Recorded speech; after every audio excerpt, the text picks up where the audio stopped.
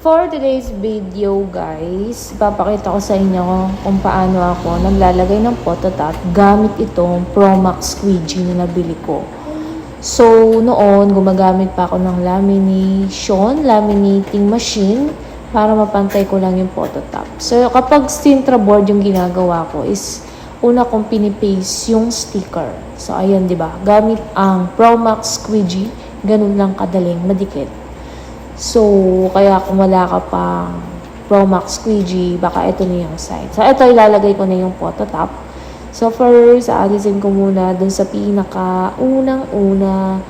Tapos, ilalapat ko muna yan. Tinupi ko muna yung back paper niya. So, dapat lapat na lapat. Okay lang kahit may sobra.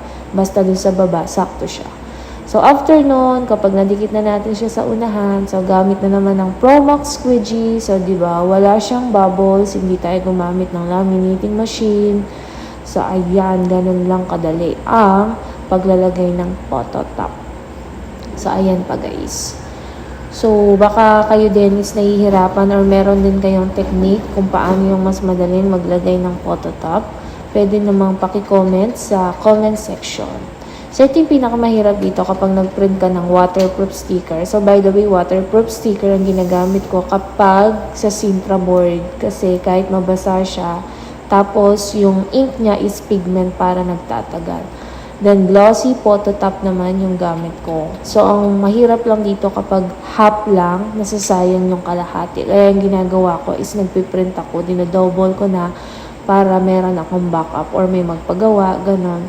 So, ayan. So, lalagay ko na yung glossy phototop. So, meron tayong iba't ibang uri ng glossy phototop. Kaso, ang gusto ko dito is yung glossy phototop. Meron tayong iba't ibang uri ng phototop. May glittery, rainbow, may matte, may glossy, etc. So, ayan. Problema ko din kapag nagpiprint ako, ayan, di ba? May dumi siya sa baba.